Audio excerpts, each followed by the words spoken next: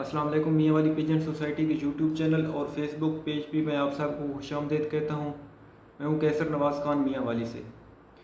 दोस्तों, एक पोस्ट बहुत वायरल हो रही है सोशल मीडिया पे, जिसके अंदर ये कहा गया है कि कबूतर गर्द गुबार की वजह से आसमान में जाकर मर जाते हैं या मर गए हैं। इसी से मिलता जुलता आज का मेरा टॉपिक है जिस पे मैं बात करूँगा। खैर, ये पोस्ट तो एक बहाना है। दरअसल मैंने आज वो 4-5 वजूहात बयान करनी है जिनकी बुनियाद पर कबूतर आसमान में जाकर ज़ाया हो जाता है।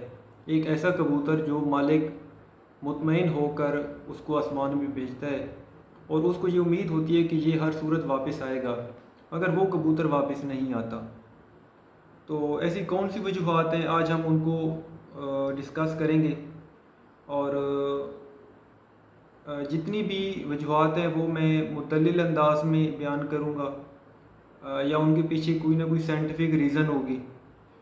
अगर आपको लगता है कि इनमें से कोई चीज़ जो है वो गलत है या उसमें मेरी इस्लाह होनी चाहिए, तो आप बेशक मेरी इस्लाह कर सकते हैं, मगर दलील के साथ या साइंटिफिक अंदाज में। सबसे पहले बात कर लेते हैं गर्दो गुबार की। तो गर्दो गुबार के मुतालिक जो कहा गया है कि कबूतर आसमान में जाके गर्दो गुबार की के अंदर जाके फंस के मर जाता है, या जो भी होती है कि वो आसमान में ही ज़ाया हो जाता है, तो ये बात बिल्कुल भी अप्रूव नहीं है।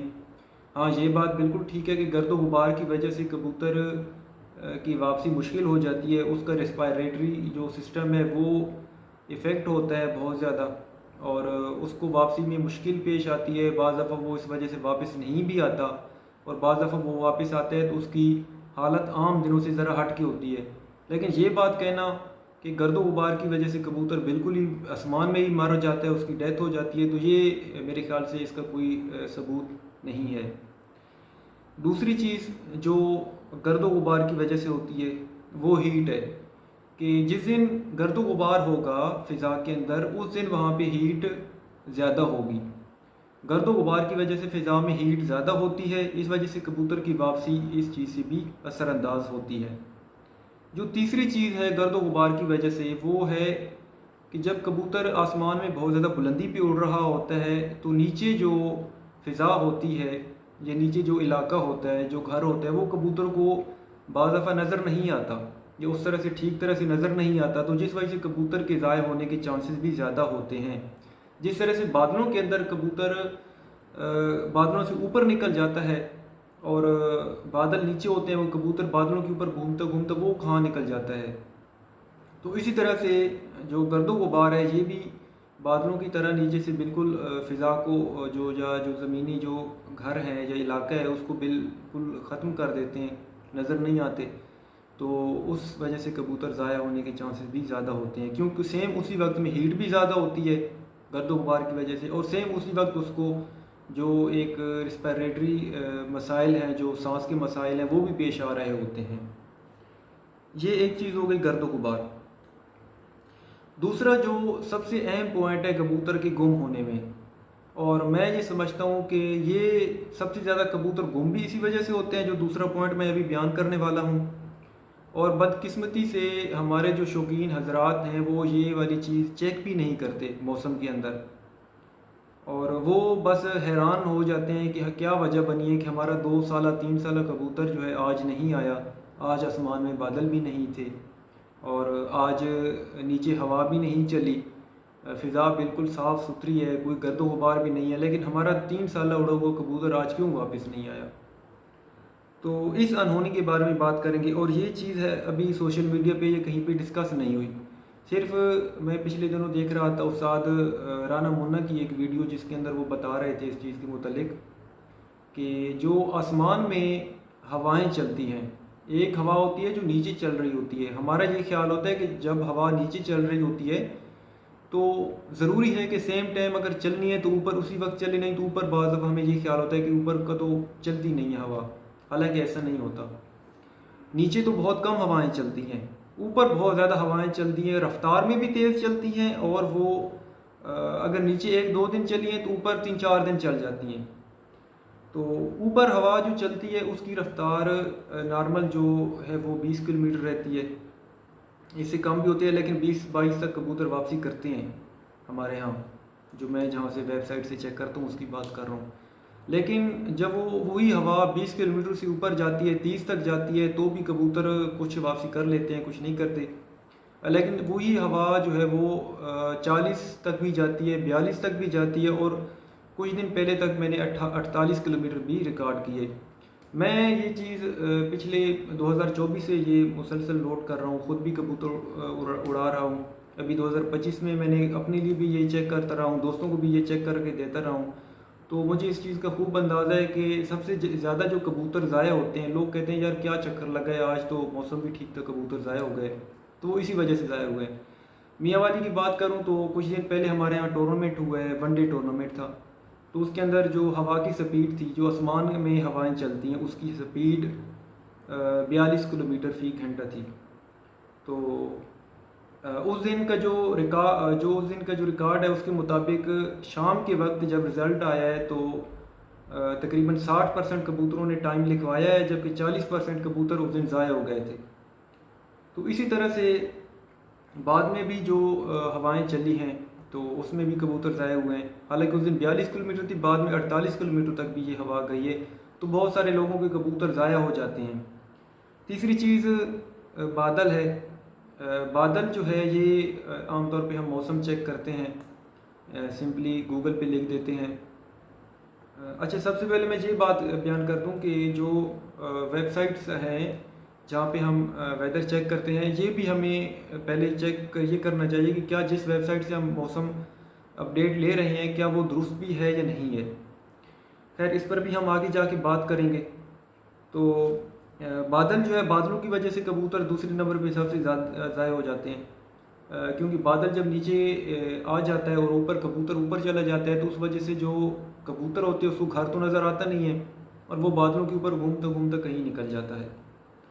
तो इस वजह से जो मुख्तलिफ़ वेबसाइट हैं, जो कि जब आप वेदर की मुतलिक चेक करते हैं तो वो आपको बताते हैं कि आज बादल होंगे या नहीं होंगे, कितने फ़ीसद हिस्से पे होंगे, और बादल अगर होंगे तो उनकी हाइट क्या होगी।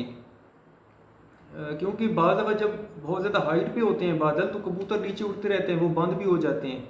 लेकिन बादल इतनी बुलंदी पे होते हैं कि वो उन पर असरअंदाज नहीं होते। लेकिन बाद दफ़ा बादल जो है वो उनकी हाइट इतनी ज़्यादा कम होती है कि कबूतर अगर बादलों को क्रॉस करते हैं तो वो फिर ज़ाया हो जाते हैं।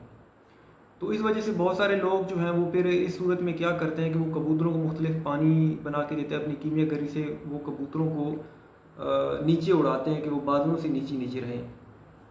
तो इस हवाले से एक तो ये है कि सबसे पहले तो ये पता होना चाहिए कि हम किस वेबसाइट से जो है ना वो मौसम चेक करें, क्योंकि मुख्तलिफ़ वेबसाइट हैं और कुछ जो है वो मुस्तनद रिकॉर्ड फराहम करती हैं, जबकि अक्सर जो है वो उनका रिकॉर्ड मुस्तनद नहीं होता है।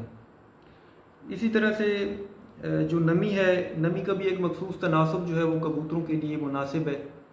जिस तरह से मैं आपको मिसाल दे दूं कि बाज़ दफ़ा टेम्परेचर हमारे पास 40 रिकॉर्ड हो रहा होता है, लेकिन जो फील लाइक होता है वो 44 होता है। तो उसके पीछे क्या वजह है?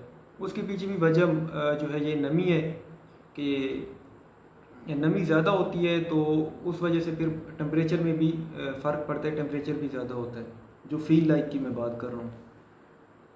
तो बाकी जो हाँ, एक चीज़ और है, ये एक टेक्निकल नुक्ता है कि कबूतर कुछ होते हैं कि वो आसमान में ज़्यादा ज़ाया होते हैं, कुछ होते हैं वो कम ज़ाया होते हैं, ख़ुसूसन ख़राब मौसमों के अंदर।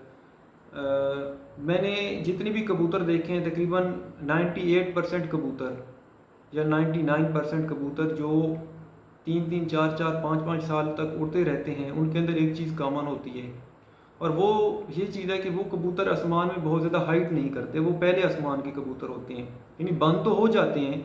मिसाल के तौर पे अब यहाँ पे कबूतर, इस हाइट पे कबूतर बंद हो रहा है, लेकिन बंदी के बाद कबूतर कहाँ पे उड़ रहा है? जहाँ पे उड़ रहा है, जहाँ पे उड़ रहा है, जब बहुत ज़्यादा जिसे हम 0 पॉइंट कहते हैं वहाँ पे जाके उड़ रहा है। तो अब एक कबूतर वो है कि ये यहाँ पे कबूतर आके बंद हो रहा है, एक कबूतर वो जो 0 पॉइंट पे जाके उड़ रहा है। अगर वो कबूतर थोड़ा सा गलत होता है, डिस्टर्ब होता है, तो उस कबूतर को नीचे आते आते वक्त भी ज़्यादा लगेगा, एनर्जी भी ज़्यादा लगेगी। इस वजह से अगर थोड़ी बहुत हवा होगी या मौसम में अगर थोड़ी बहुत पेचीदगी होगी तो वो कबूतर ज़ाया होने के उसके ज़्यादा चांसेस हैं। उसकी निस्बत एक वो कबूतर जो पहले आसमान में जहाँ पे बंद होके उड़ रहा है। तो वो जब थोड़ा डिस्टर्ब होगा किसी वजह से, या वैसे ही वो उसको लैंडिंग करनी होगी, तो कम वक्त में और कम एनर्जी ज़ाय किए आसमान से नीचे आ जाता है। और जैसे ही वो नीचे आता है, उसको घर नज़र आता है, तो उसके मैक्सिमम चांसेस होते हैं कि वो अपने घर पर ही आके बैठ जाता है। अब इसमें जो लोग जानते हैं इसको कि इसकी मतलब फ़र्क हो सकती है कि कौन सा कबूतर कितनी बुलंदी पे जाके उड़ता है।